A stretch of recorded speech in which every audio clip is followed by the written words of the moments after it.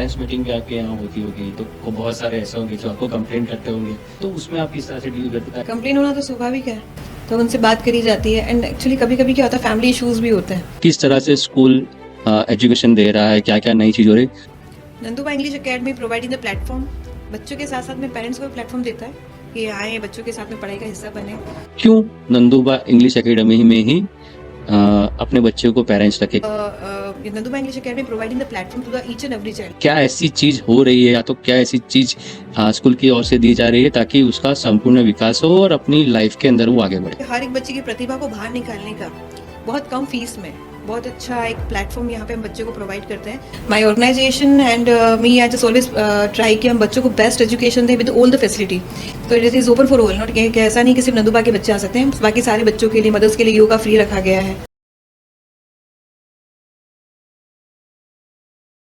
शिक्षा हर एक व्यक्ति का अधिकार होता है। अगर भारत की बात करें तो भारत में 74% लिटरेसी है, वहीं गुजरात में 82% है। और कुछ लोग ऐसे भी हैं जो कि खुद प्रयास करके हर एक व्यक्ति को शिक्षा मिले उस दिशा में कार्य करते हैं। ऐसे ही आज एक व्यक्ति हमारे साथ जुड़ी हुई है जो कि मोनिका शर्मा है, डॉक्टर मोनिका शर्मा है, और ये हमारे सूरत की नंदुबा इंग्लिश एकेडमी की प्रिंसिपल है। उनसे बात करते हैं और उनसे खास जानेंगे किस तरह का बदलाव वो शिक्षा में ला रही है, साथ ही उन्होंने किस तरह से ये मुकाम हासिल किया। वेलकम मैम, आपका स्वागत है सुरतीस के इस पॉडकास्ट में। सबसे पहले तो आपके बारे में जानना चाहूँगा कि कहाँ से आप बिलॉन्ग करती है और किस तरह से आपके जीवन की शुरुआत हुई? मैं राजस्थान से बिलोंग करती हूँ। मेरा नाम डॉक्टर मोनिका शर्मा है, सीबीएसई प्रिंसिपल के तौर पे काम कर रही हूँ और 20 साल से ज़्यादा हो गए मुझे सीबीएसई एजुकेशन में काम करते हुए। एंड राजस्थान में भीलवाड़ा ज़िले से मेरा पढ़ाई वगैरह कंप्लीट करा वहाँ पे। एंड देन शादी हुआ, my husband is a diamond merchant and then I came to Surat and फिर दो बेटे हैं मेरे, एक हार्दिक एक Danis, one is doctor and one is engineer. So it's a journey and साथ साथ में पढ़ाई करते रहना। ग्रेजुएशन के बाद में शादी, उसके बाद में MA with economics, English literature, BEd, MEd and then PhD with education and one PhD with economics is pursuing. तो एक जर्नी है जहाँ पे कंटिन्यूसली शिक्षा के क्षेत्र में मैं भी आ गया हूँ। मेरी मम्मी एक रिटायर्ड प्रिंसिपल है, पापा रेलवे में थे, SM. Right now he is not there along with us and पर mamma she is retired principal और राजस्थान शिक्षक संघ की महिला मंत्री रह चुकी हैं, सुनीता रानी दिवाकर। और मेरे दो भाई हैं वो अब्रोड हैं, एक अनिल शर्मा एंड सचिन शर्मा, एक यूके में एक यूएसए में है। तो such type of the end my husband name is Aditya Niranjan, is a diamond merchant. तो जैसे कि सूरत डायमंड के बारे में जाना जाता है और यहाँ से जुड़ना हुआ और फिर शादी हुई, फिर यहाँ पे आए, बच्चे बड़े हुए, उनके साथ साथ में अपनी पढ़ाई कंप्लीट करी और शिक्षा से जुड़े रही हमेशा। और फिर अभी 2022 में नंदुबा इंग्लिश अकेडमी में आने का मौका मिला। उससे पहले मैं एक साल वीएनएसयू के साथ में भी काम कर चुकी हूँ एक प्रिंसिपल के तौर पे। यहाँ पे जब 2022 में मैं यहाँ पे जुड़ी तब यहाँ पे 500 बच्चे थे और बहुत कम लोग बाग जानते थे। स्कूल ऑल तो बहुत सा पुराना है और सीबी पटेल स्पोर्ट्स ग्रुप के साथ में और डीसी पटेल रमना एजुकेशन के साथ में जुड़ा हुआ है। 500 बच्चे थे और फिर काफ़ी कम लोगों को इसके बारे में पता था। We have the huge ground, काफ़ी बड़ा ग्राउंड है वहाँ पर, काफ़ी सारी सुविधाएं बच्चों के लिए है। Then I reached over then जो सी की भी किसी ने कोई काम नहीं करा उसके ऊपर। Then whatever the knowledge previously I got, because थोड़ा I am just working from the last 20 year, तो वो सारा नॉलेज वहाँ पे डिप्लॉय करा। और आप अच्छे इंटेंशन से आप काम करते हैं। मेरा एक ही मुद्दा था कि अच्छी, जब बहुत कम फीस में जो शिक्षा दी जा रही है और बच्चा अगर यहाँ पे स्कूलिंग कंप्लीट कर ले तो डीआरबी कॉलेज है ही, तो केजी टू पीजी का कंसेप्ट यहाँ पे है। तो शिक्षा को आगे बढ़ाए उचित मूल्यों में। और सीबीएसई शिक्षा जो कि बहुत सारे बच्चों को हम लोग दिखते हैं, सीबीएसई शिक्षा यानी जो कि नीति आयोग या एजुकेशन मिनिस्ट्री के द्वारा डिज़ाइन करी हुई है, पूरा एनसीएफ है, उनका एक अलग पैटर्न है काम करने का। अगर आपके बच्चा सीबीएसई शिक्षा लेता है और आगे बढ़ता है जीवन में, तो उसके लिए काफ़ी सारे मतलब भविष्य में एम्प्लॉयमेंट के लिए रास्ते खुलते हैं उसके लिए। अल्टीमेटली एजुकेशन का मुद्दा यही होता है कि अपने बच्चे को उपयोगी बनाए समाज के लिए। तो शिक्षा, सीबीएसई शिक्षा specially I am say, so it's been very benefited to the children and वो शिक्षा हर एक घर तक पहुंचाने का मुख्य मुद्दा यहाँ पे, और उसमें काम करने का मौका मुझे यहाँ पे मिला जब बहुत कम फीस में बहुत अच्छी फैसिलिटीज़ बच्चों को मिल सकती है यहाँ पे। तो उसके ऊपर काम करा गया और ये बात बहुत कम लोगों को पता थी, तो इस पर काफ़ी इसका मार्केटिंग करी गई। और फिर मेरा जो नॉलेज है, जैसे basically I am economic student, तो I just whatever the knowledge I got previously and उसको मैंने वहाँ पे इम्प्लीमेंट करा and you can see the result. I अभी 3 साल में ही right now we are the 2500 student, means 2000 plus new admission we got. अच्छा, कितना ज़रूरी लगा आपको, या तो कह सकते हैं कि पढ़ते रहना, क्योंकि आपने जिस तरह से बताया Continuously I'm practice to studying. हाँ। study। तो क्या कहीं बीच में ऐसा लगा नहीं कि अब बहुत हुआ, रुक जाना चाहिए पढ़ाई के लिए? नहीं है, आप खुद ही एक शिक्षा के क्षेत्र में हैं और मेरी तो मम्मा जैसे एडुकेटेड रह चुकी हैं, तो पढ़ते तो हमेशा रहना चाहिए। You should be like a pencil, ज्ञान बढ़ाते जाओ, बांटते जाओ और ज्ञान लेते जाओ। जीवन में आप अगर ऐसे करते रहेंगे तो you have to be always sharp ही रहोगे, आप कभी ब्लंट घिस नहीं जाओगे। हमेशा आप शार्प रहोगे तो आपकी वैल्यू हमेशा आपके बच्चे भी करेंगे और समाज भी करेगा। तो जैसे देखिए आपने बताया कि जैसा कि आपके पेरेंट्स वेर एजुकेटेड है, आपके परिवार के जो अन्य सदस्य हैं उन्होंने भी काफ़ी अच्छी पढ़ाई की, लेकिन राजस्थान के लिए ऐसा कहा जाता है कि वहाँ पर फीमेल एजुकेशन का जो लेवल या तो स्तर है वो बहुत डाउन होता है, बहुत प्रयास किए गए। क्या लगता है आपको उस बारे में? मैं कहूँगी महिला सशक्तिकरण। My mamma was principal. तो एक औरत का जो एक महत्व भूमिका होती है, तो जैसे आजकल जो महिला शिक्षा के ऊपर मोदी जी भी काम कर रहे हैं, हमारे प्रधानमंत्री जी। तो I am this live example for this कि जिसके घर में महिला पढ़ी लिखी होती है उसमें अपनी बच्चियों को भी प्रमोशन दिया जाता है पढ़ने के लिए। Although I am got married in a Marwari family, I just got brought up in a Marwari family, although I face lots of any problem.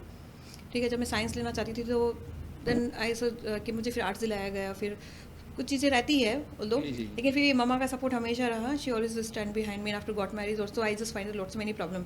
ज़िंदगी आसान कभी होती नहीं है, उसको बनाना आपको पड़ता है। आसान जिंदगी में आप कभी अचीवमेंट पा भी नहीं सकते। हाँ, आप पा भी नहीं सकते। जब आप लीक से हट के काम कर रहे होते हैं ना, तभी आप अपनी पहचान बना रहे होते हैं। बाकी रोज़ाना की रोज़मर्रा ज़िंदगी तो हर कोई जी रहा होता है। जी। आप भी उसी को डिनोटेट करते हो, नेता भी आप वही पसंद करते हो जो कुछ नया कर रहा होता है। फैशन किसको बोलते हैं? जो चीज़ नहीं आ रही है मार्केट में, जो पुरानी चली गई है और कुछ नया आता है तो उसको आप ऑप्ट करते हो। पुरानी चीज़ों को आप ऑप्ट करते हो क्या? नहीं करते हो ना।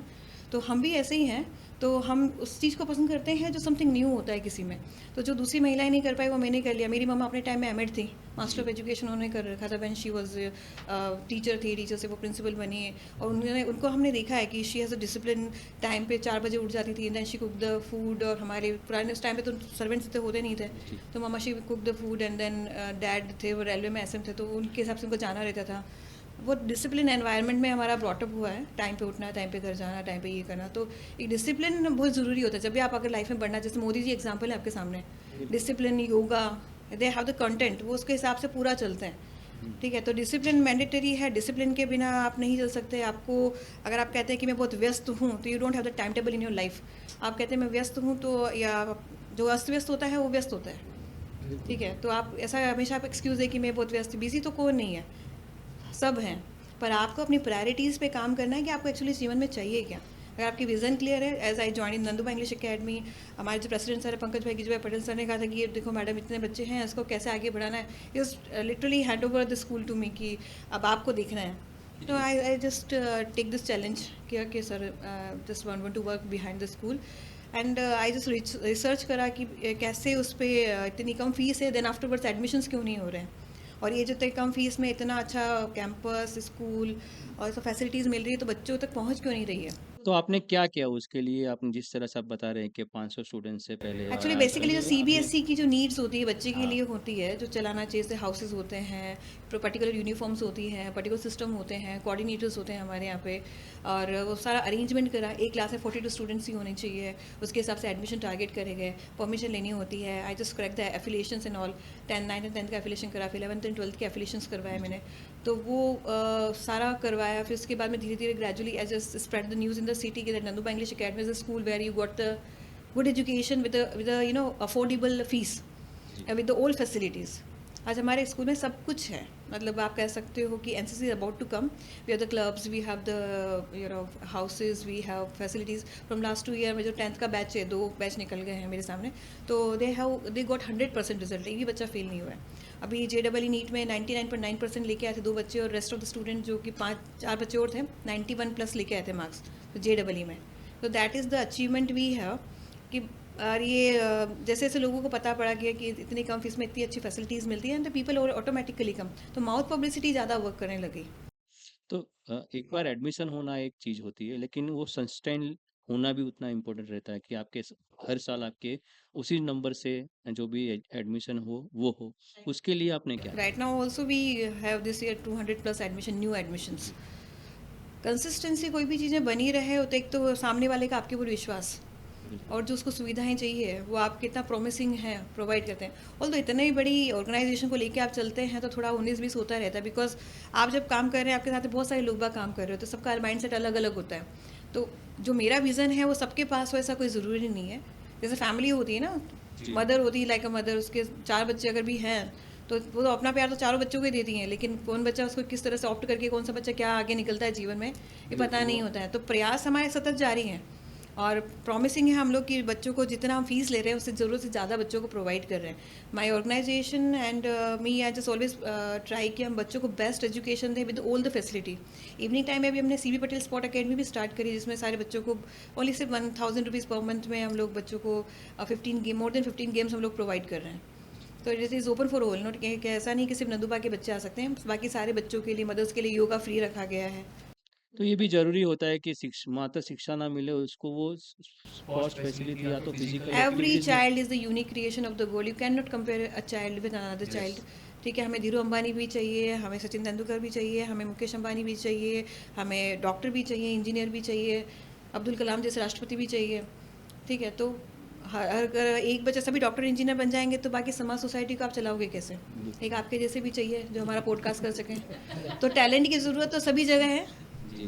और एक हमारे जैसे प्रिंसिपल भी चाहिए जो समाज की भलाई के लिए सोच शिक्षक सके। तो पहले ही चाहिए। मैंने कहीं हाँ। सुना था एक किसी बड़े व्यक्ति का, जिस तरह से आईपीएस, आईएएस और आईआरएस होते हैं, उससे पहले आईटीएस होना चाहिए था, इंडियन टीचर सर्विस। एग्जैक्टली। उसकी ज़रूरत सबसे पहले थी। जिस दिन इंडिया में हमने शिक्षक की हाँ, फी सैलरी सबसे अच्छी हो जाएगी, आई जी, tell you most of the problem is going to be remove from the yes, yes, society. Yes. क्योंकि आपके बच्चों के अंदर शिक्षा के साथ साथ में मोरल वैल्यू तक शिक्षक ही डाल रहा होता है। बिल्कुल, बिल्कुल। तो इसको बहुत हमारे यहाँ पे इग्नोर करा जाता है। तो अगर जिस दिन शिक्षा के से बहुत सारी जो डेवलप्ड कंट्री है वहाँ पे सबसे हाईएस्ट सैलरी राष्ट्रपति के बाद आई थिंक फिनलैंड है ना? फिनलैंड हाँ, इज़ द वहाँ मॉडल ऑफ राष्ट्रपति के बाद में एजुकेशन, किसी की बेस्ट हाईएस्ट सैलरी है एजुकेशन। तो दैट इज टीचर। इवन बहुत सारे स्टेट्स ने उसका मॉडल इट्स अप्लाई वेरी भी सिंपल। किया अगर है। आपका बच्चा छोटा सा है तो आप खुद के अलावा आप किसके पास छोड़ना पसंद करेंगे? बिल्कुल, बिल्कुल। एक स्कूल में ना, स्कूल में उसका ध्यान कौन रखता है 3 घंटे या 4 घंटे? टीचर के ऊपर भरोसा करके, प्रिंसिपल के या ऑर्गेनाइजेशन के ऊपर भरोसा करके आप अपने छोटे से बच्चे जो कि आपकी पूंजी है जीवन की, जी, बिल्कुल, उसको आप हैंड ओवर कर देते हैं। और क्या रखते हैं आप? नहीं रखते हैं। इतना 5 घंटे आप छोड़ के रिलैक्स होते हैं कहीं पे? नहीं होते। It's very simple. तो एक शिक्षक के पास में आप छोड़ते हैं, सोचते हैं ये मेरे बच्चे को वो ज्ञान दे रहा है जो शायद मैं नहीं दे पा रहा हूँ। जी बिल्कुल। ठीक है ना? अब उसी चीज़ को अगर आप सोचो कि अच्छी तरह से नर्चर करा जाए, उस चीज़ को आगे बढ़ाया जाए और ज्ञानी लोगों को और जोड़ा जाए, उनको क्योंकि देखो लक्ष्मी की ज़रूरत तो सभी को पड़ती है।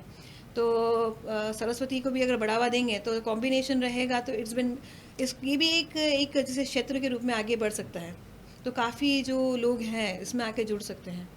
तो स्कूल के अंदर आप ऐसी कौन सी एक्टिविटीज़ पे खास फोकस करती, या तो फिर ये सब क्या करती ताकि बच्चों का भी मन लगा रहे, और जो उनको मोरल्स वैल्यू देनी चाहिए, या तो हमारी जो संस्कृति है, जो भी जिस भी धर्म में मानते हैं उससे कोई मतलब नहीं, लेकिन हमारी जो भारतीय संस्कृति है, जो हमारा हिस्ट्री है, उसको भी वो फील करे और अपने जीवन में उसी बेस पे आगे बढ़े।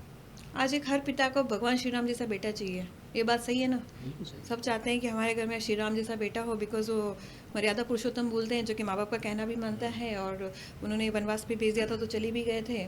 मतलब ऐसा बेटा सब चाहिए, चाहे आप फादर हो तो you also expect, I am a mom, Definitely. I just also want कि इसमें कोई धर्म वाली बात नहीं है जी। कि इसमें कि हम सेकुलरिज्म को जोड़ें क्या, कोई भी धर्म का हर एक आदमी जो कि फादर है या मदर है, अब पेरेंट जस्ट वांट कि हमारे घर में भगवान श्री राम जैसा बेटा हो जो कि मर्यादा पुरुषोत्तम कहलाए। तो ये संस्कृति बच्चों में कब आएगी, ये गुण कब आएंगे? जब हम उनके बारे में उनको पढ़ाएंगे तब ना। जैसे आज हमारे अम्बेडकर जयंती जैसे कल थी, तो उन्होंने संविधान बनाने में हमें सहायता करी थी, सब कुछ बनाया, सब कुछ तो उन्होंने बनाया, हमने उनको पढ़ा। देन आज हमारी जनरेशन जानती है कि 14 April will be the date of Baba Saheb Ambedkar जयंती है। तो मतलब जब तक हम भगवान श्री राम के बारे में अपने बच्चों को बताएंगे नहीं तो बच्चे पहचानेंगे कैसे? उनको ये कैसे पता पड़ेगा कि हमारी संस्कृति मर्यादा पुरुषोत्तम राम जैसे हैं? जी। तो संस्कार हैं, ऐसे संस्कार भी हमें लेने ही चाहिए ताकि हमारे माता पिता हमें हमारे ऊपर प्राउड फील करें। जी। तो ये संस्कृति और संस्कार उनमें हमें सिंचन करना पड़ेगा।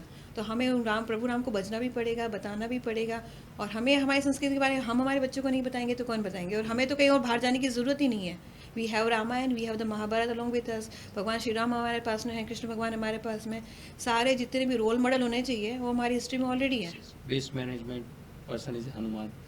Best management person is Hanuman, because वो सब जगह चले जाते थे, उनको सभी जगह पे जा सकते थे। Time value. Time value. तो मैंने कहीं सुना है कि आप गीता के जो गीता है, भागवत वो गीता। भागवत गीता, उसको लेकर भी स्कूल के अंदर हाँ, बच्चों हमारे को। Education minister mister Praful Pansheriya sir आए थे हमारे स्कूल में, और वो अभी जैसे मोदी जी जी। भागवत गीता के प्रचार प्रसार में बहुत हुँ, मतलब बढ़ावा दे रहे हैं। भगवत गीता मीन्स श्री भगवान श्री कृष्ण के जो विचार हैं, जी, मोरालिटी कैसे आप फॉलो कर सकते हो, वो उसमें सदनीति बताई गई है। गीता में आपको हर क्वेश्चन का आंसर मिलेगा। जी, अगर आप लाइफ में कंफ्यूज हैं और आपके पास में भागवत गीता है, just open the Bhagavad Gita and whatsoever the question you have, just you read some chapters, you will definitely get the answer. आपको को मतलब किसी से राय लेने की या सुझाव लेने की ज़रूरत ही नहीं। वो एक वाइब्रेशन है, एक बड़ी बड़ी होली, मतलब हमारे पास में वो बुक है जिससे आप उसको पढ़ते हैं तो भी आपको काफ़ी सारे आंसर मिलते हैं क्वेश्चन के। तो भगवान श्री कृष्ण का आशीर्वाद है उसके अंदर। तो भागवत गीता के जो श्लोक हैं जो संस्कृत में है, वो वहाँ पे हमें रिसाइट करते हैं मॉर्निंग में। जैसे प्रफुल्ल पानसेरिया सर आए थे, उन्होंने इसको स्टार्ट करा, तो उसके बाद से एक प्रथा जैसे होगी कि मॉर्निंग में सबसे पहले उनको एक प्रवचन बुलाया जाता है, फिर उसका मीनिंग बताया जाता है बच्चों को। तो सो दैट आप जैसे आप कोई भी काम कर रहे हैं, जब तक आप उसका मतलब बच्चों को नहीं समझाते हो, जैसे for example if you just बच्चों को आप बोलो कि एप्पल खा लो, तो बच्चा नहीं खाएगा। पर आपको बताओगे कि बेटा इसको खाने से विटामिन होता है, एप्पल कीप्स डॉक्टर अवे, ठीक है। जी, तो ये उसको पूरा आपको पूरा बोल के सुनाना पड़ता है, देन ही फील कि that Apple is very good for the human body, तो वो उसको खाते हैं। तो उसी तरह भागवत गीता है और क्या कह रही है वो आपको बताना पड़ेगा, बच्चों को समझाना पड़ेगा। उसके लिए आपको इम्प्लीमेंट करना पड़ेगा सिलेबस में। आज आप बिल्कुल। अकबर को या दूसरे हाँ, जितने भी हिस्ट्री हैं उसको कैसे जानते हैं, क्योंकि हमने वो पढ़ा है, हमने एग्ज़ाम हमने दिए हिस्ट्री में हैं। पढ़ी है, एग्ज़ाम में हाँ, भी वही उसका पढ़ा है तो कुछ हमें वही याद होगा है। ही। तो अगर हम वही चीज़ अगर हमारे बच्चों को भी सिलेबस में करिकुलम में डाल देंगे, तो दे फील ऑल्सो कि हमारी हिस्ट्री कितनी ग्लोरियस है। बिल्कुल, बिल्कुल। ठीक है, हम सोने की चिड़िया कहलाते थे कभी जी, किसी जी। टाइम पे। हम बहुत रिच थे, यस, हमारे यस। हमारे फोर फादर इतने नॉलेजेबल थे।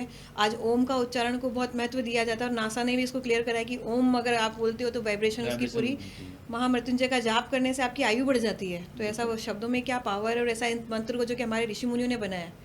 ये तो किसी बिल्कुल, ने नहीं बिल्कुल। बनाया ना, हज़ारों वर्षों पहले जब ये अमेरिका या हुँ, कोई भी नहीं था। 5-6 हज़ार सालों हाँ, पहले ये चीज़ें बनी तो ये हुई थी। हमारे ऋषि मुनियों ने, मतलब हमारे फोर फादर्स ने इसका इन्वेंशन करा है। और सिर्फ बोलने से आदमी की आयुष बढ़ जाता है और उसकी बीमारियां खत्म हो जाती है। That means the power and the energy in the words that already surviving, उसको आप कैसे ऑप्ट करते हैं, उसको कैसे इस्तेमाल करते हैं, इसका नॉलेज हमारे फोर फादर्स को था ही। So we feel to be very proud कि मैं एक इंडियन वुमन हूँ, और एक इंडियन जब हमारे बच्चे होते हैं तो उनके बहुत अपने संस्कृति और संस्कार के प्रति मतलब क्या स्वाभिमान होना चाहिए। तो बिल्कुल। वो कब आएगा, जब हम उनको बताएंगे, उनमें बच्चों की गलती नहीं है।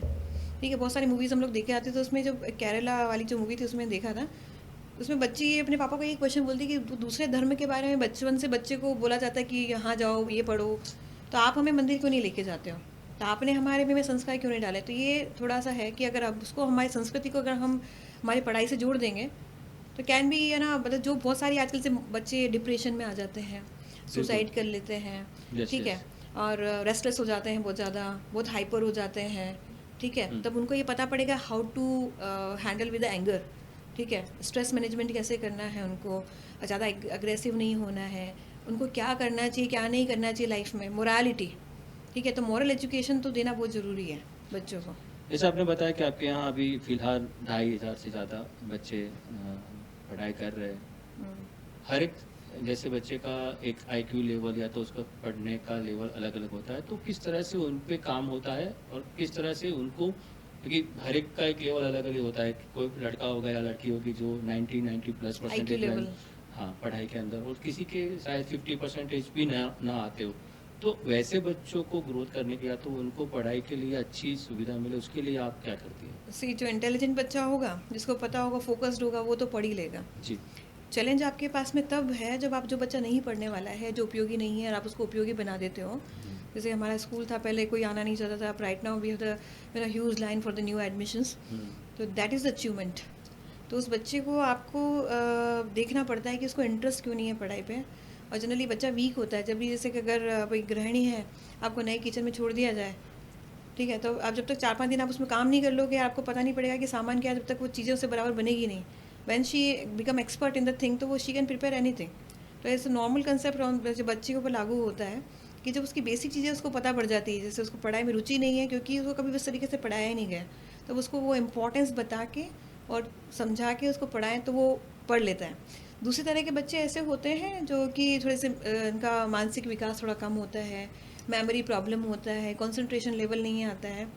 तो meditation yoga is the best solution for this. तो हम मॉर्निंग में 5 मिनट का मेडिटेशन रोज़ करवाते हैं, और जैसे फिर भी बच्चा प्रॉब्लम फेस करता है तो then we have the remedial classes for the children those who finding the really problem the particular subject. तो इस तरह से बच्चे को हेल्प करते हैं। फिर काउंसलिंग लेते हैं बच्चे का कि एग्जैक्टली उसको क्या चाहिए, तो जिस एरिया में उसका इंटरेस्ट होता है, जैसे बच्चा पढ़ाई नहीं कर पा रहा है, एकेडमिक्स में अच्छा नहीं है, पर आर्टिस्टिक है, वो ड्राइंग बहुत अच्छी बनाता है, तो ये एक एडुकेटर का रोल होता है कि उस पता करे कि इस बच्चे में है क्या टैलेंट, उस हिडन टैलेंट को फाइंड करके उसके ऊपर काम करें। अल्टीमेटली एजुकेशन का उद्देश्य यही है कि बच्चे को उपयोगी बनाओ समाज के लिए, ताकि कल को हम ना हो तो ये बच्चा कमा के सर्वाइव कर सके दुनिया में। मैम वैसे कि स्कूल्स के अंदर पेरेंट्स मीटिंग अब तो कंपलसरी हो गया है और सभी स्कूल ये करती है। आप पेरेंट्स मीटिंग किस तरह से कंडक्ट करती है, तो आपकी टीम कैसे कंडक्ट करती है और क्या फोकस रहता है पेरेंट्स मीटिंग के अंदर बच्चों का या तो उनके पेरेंट्स के साथ? इन पेरेंट्स टीचर मीटिंग में जनरली हम लोग मैंडेटरी करते हैं कि पेरेंट्स साथ में, स्पेशली मैं चाहती हूँ कि मदर्स को हम लोग ज़्यादा इन्वॉल्व करें। इट इज़ वेरी अप्रूवन कि जिस घर में मदर पढ़ी लिखी होती हैं या शिक्षा पे ज़्यादा बच्चों को पे महत्व देती हैं, तो उस परिवार में बच्चे अपने आप ही पढ़ाई कर लेते हैं। तो मदर का तो रोल है ही इंपॉर्टेंट, तो मदर को प्रमोशन दिया जाता है कि and just probably urge to mothers की they have to be come at the school. School में प्रिंसिपल भी लेडी है, टीचर्स भी लेडी है, so why not they come at the school. तो एक महिला सशक्तिकरण का एक बेस्ट एग्जाम्पल है हमारा स्कूल, क्योंकि नाम भी नंदुबा इंग्लिश अकेडमी एक वुमेन के नाम पे ही है। तो यहाँ पे मदर्स को इनवाइट करा जाता है probably, and make it I just make this mandatory कि along with your mom you have to be come. So actually she come and just she involve literally, वो पूरा पेपर देख के जाती हैं, पूरा समझ के जाती हैं कि क्या क्या क्वेश्चंस हैं। तो मदर का रोल बहुत इंपॉर्टेंट है, एंड रियली माताओं को और बहनों को यहाँ पे मौका मिलता है, आती हैं, टीचर से मिलती हैं, उनसे कम्युनिकेशन जब करती हैं तो टीचर्स को भी कंफर्टेबल होता है बात करने में। एंड हमारे स्कूल में जैसे बच्चे होते हैं पीटीएम के दरमियान, जैसे हम बहुत सारे प्रोग्राम लॉन्च कर रहे होते हैं, जैसे हमारे फैशन शो वगैरह होते हैं स्कूल में, एनुअल फंक्शंस हम लोग करते हैं। तो जैसे बच्चों को 6th स्टैंडर्ड के बाद में बच्चों को हम लोग एंटरप्रेन्योरशिप के लिए प्रमोशन देते हैं, मतलब उनको खुद को कहा जाता है कि अपनी स्टॉल्स लगाओ और खुद ही अपने हिसाब से प्रोडक्ट सेल करो, और what ever they earn that is their amount. So entrepreneurship का एक फीलिंग आता है, तो उसमें मदर्स के रोल बहुत ज़्यादा होते हैं। तो मदर जब उसके साथ में जुड़ जाती है, and I just provide the platform also parents के, वो जैसे पीटी है हमारा पेरेंट्स टीचर एसोसिएशन है, तो मदर्स वहाँ पे आके डांस करती हैं और पार्टिसिपेट करती हैं। पीटीए है, जैसे वो डिसिप्लिन के इश्यूज़ होते हैं, तो उसमें भी हमारी जो मदर्स हैं, पीटीए में भी हमें लेडीज़ ज़्यादा है मेरे यहाँ पे, तो जो मदर्स हैं वो पूरा स्कूल मैनेज भी कर लेती हैं। कभी कभी डिसिप्लिन के इश्यूज़ होते थे, also stand in front of me. ठीक, तो कह सकते हैं कि Nandupa English Academy going to be give the promotion to mothers, to the girl child के ऊपर बहुत अच्छा काम कर रहे हैं हम लोग। और पीटीएम जब भी होते हैं तो मदर्स को इनवाइट करा जाता है स्पेशली, और कोई भी इवेंट होता है तो उसमें मदर्स को इनवाइट करा जाता है। तो कभी ऐसा हुआ होगा कि काफ़ी सारी जो गर्ल्स हैं, स्टूडेंट्स हैं, वो आपके पास आती होगी और आपको पूछती है मैम आप कैसा बनना हो तो क्या क्या करना पड़ेगा, ऐसा कुछ हुआ है experience? Few girls even I said कि जो पेरेंट्स आते हैं मिलने के लिए तो कुछ बोलते हैं कि मैडम ये भी प्रिंसिपल बनना चाहती है आपकी तरह।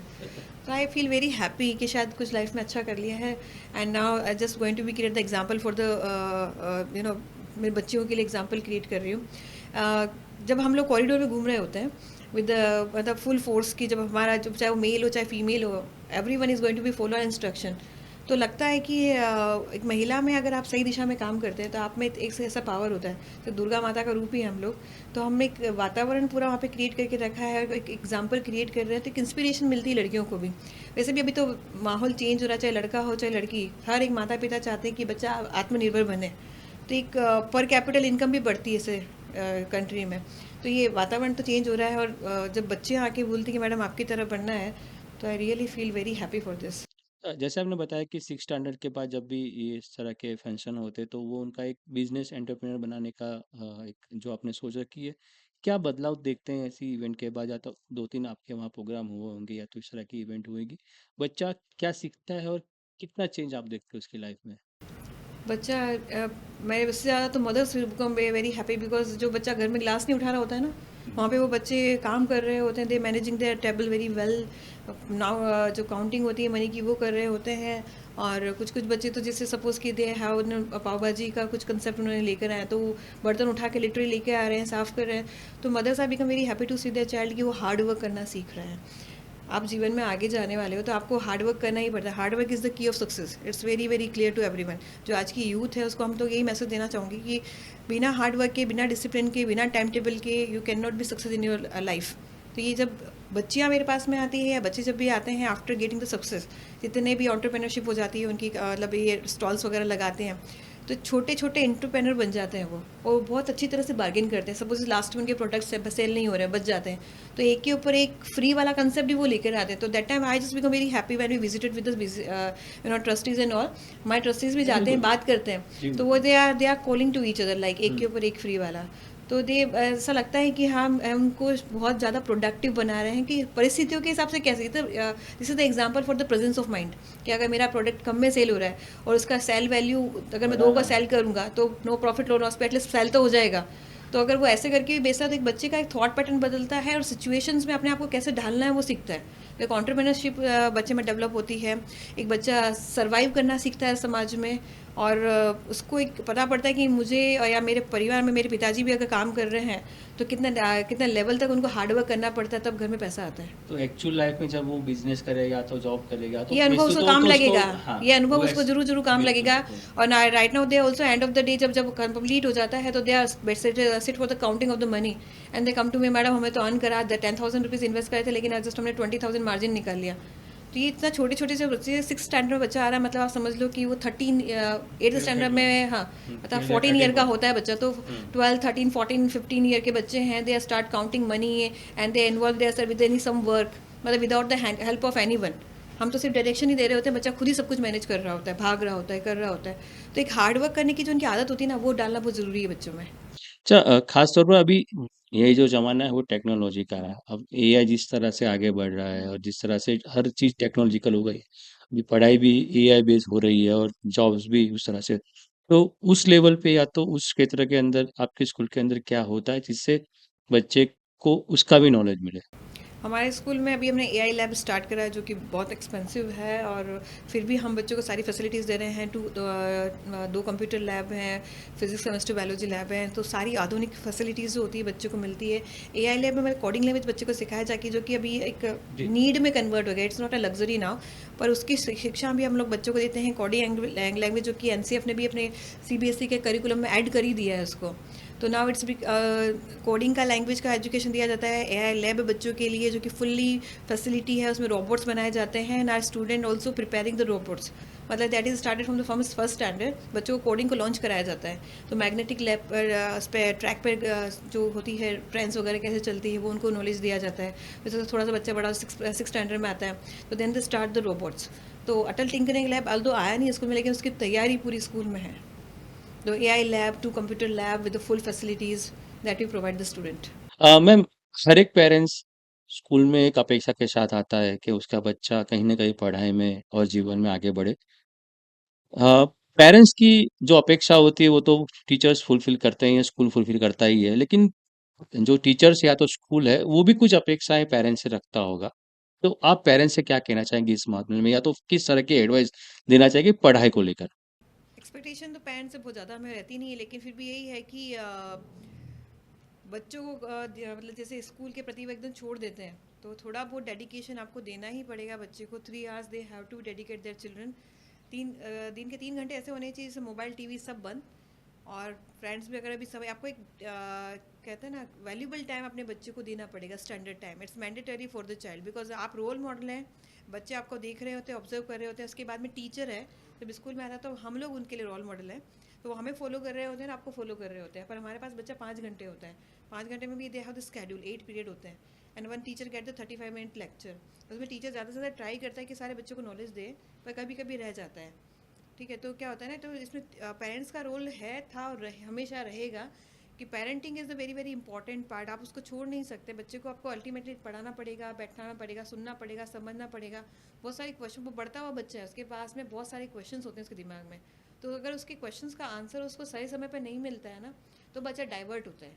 तो जैसे आप चाहते हैं कि आप हमारे पास आए और हम आपको सुने, उसी तरह छोटे से बच्चे के पास में बहुत सारे क्वेश्चन होते हैं, आप भी उन्हें सुने, समझें और उस पर काम करें। ऑल दो स्कूल अपनी भूमिका निभा ही रहा होता है, प्रिंसिपल है, मैनेजमेंट है, टीचर्स हैं, हम लोग बच्चे के पीछे हम हैं ही इसलिए कि हम लोग बच्चे के डेवलपमेंट के लिए उसको जो नॉलेज उसके पास में नहीं है उसको दें और उसको आगे बढ़ाएं, and just make him productive for the society and for the country. हमारा रोल तो है ही इम्पॉर्टेंट, लेकिन उसका साथ साथ में मदर फादर का रोल है, वो जैसे डिपेंड नहीं हो सकते। You are a parent ultimately, जब तक बच्चा रहेगा और जब तक आप रहोगे, यू आर अ व्हेन एक बार आप पेरेंट बनते हो तो आप लाइफ लॉन्ग पेरेंट होते हो। इसमें कुछ ऐसा नहीं कि शेयरिंग पार्ट है समथिंग, तो ये ड्यूटी है, थी और रहने ही वाली है। तो आपके बच्चे के प्रति आपकी जो जवाबदारी और जिम्मेदारी है वो आपको उठाना है, और इस फीलिंग को आपको बनाए रखना है।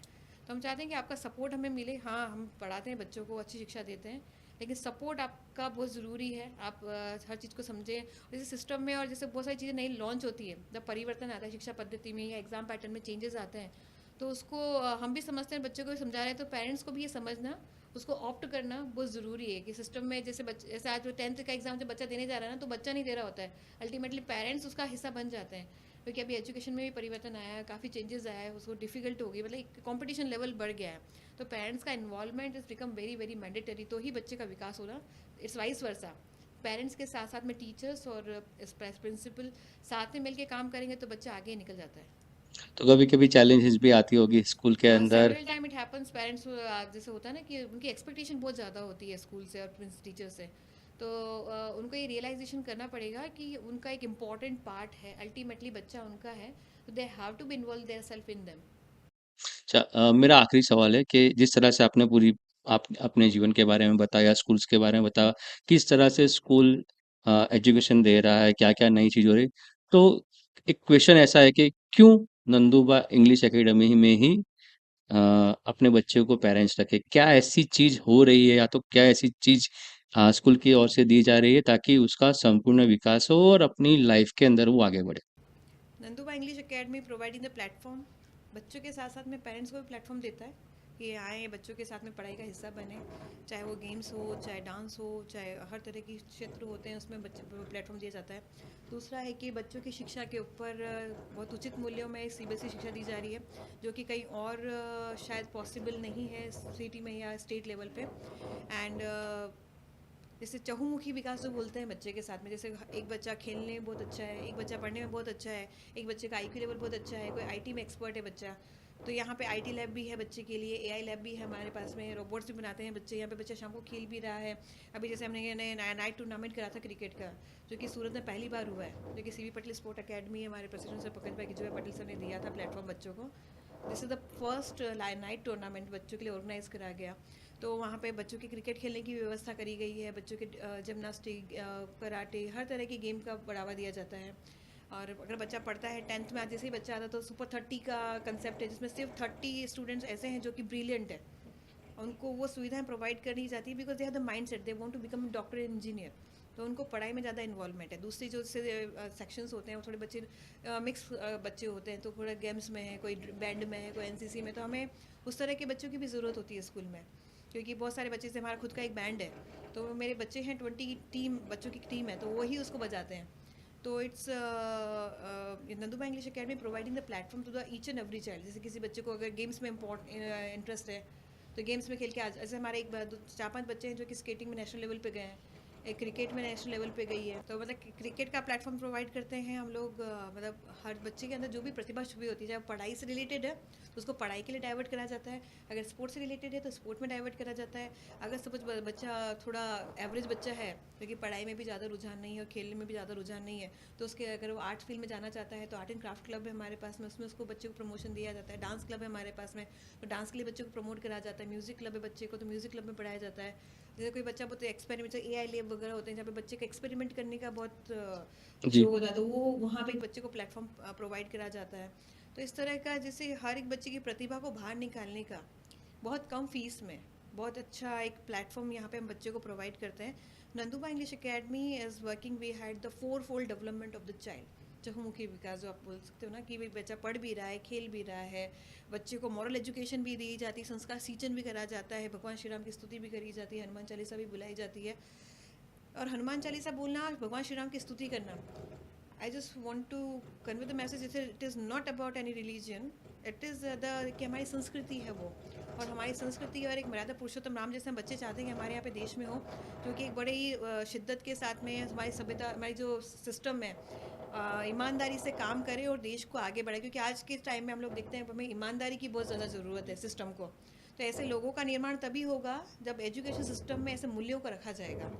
तो संस्कार सिंचन की व्यवस्था करी जाती है बच्चों, जैसे बच्चे सुबह से एंटर होते हैं, अगर मैं सामने खड़ी हूँ तो बच्चे टीचर के पैर भी छू रहे हैं, तो ये मतलब बच्चों में एक संस्कृति को डाला जाता है, जय श्री राम बुलाया जाता है बच्चों को।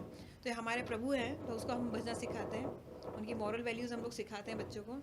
तो यहाँ पे बच्चे का हर तरह से विकास करने की व्यवस्था यहाँ पे करी गई है। तो ये थी मोनिका शर्मा जी, जो कि नंदुबा इंग्लिश एकेडमी की प्रिंसिपल है। किस तरह से उन्होंने स्कूल का डेवलप किया, बच्चों को डेवलप कर रही है, साथ ही किस तरह से बच्चों का भविष्य अच्छा हो और जब वो पढ़ाई करके अपने निजी जीवन में आगे बढ़े तो किस तरह से वो अपना जीवन का विकास कर सके, अपने फैमिली को मदद कर सके, उस सारी बातों के लिए, और ख़ास तौर पर जो संस्कार बच्चों में होने चाहिए, वो संस्कार किस तरह से बिल्डअप कर सकते हैं, संस्कार उनको दे सकते हैं, वो सारी बातें हमें बताई। धन्यवाद मैम, आपने बहुत सारी जानकारी दी, और ख़ास करके बच्चे किस तरह से जीवन में आगे बढ़ सके, क्यों संस्कार ज़रूरी है, वो सारी बातें आपने बताई। आपका तहे दिल से शुक्रिया, आपने बहुत अच्छी जानकारी दी। तो और इसी तरह से अन्य पॉडकास्ट में भी हम मिलते रहेंगे। सुरतीस के पेज को आप फॉलो कीजिए, सब्सक्राइब कीजिए और हमारे साथ जुड़े रहिए। धन्यवाद।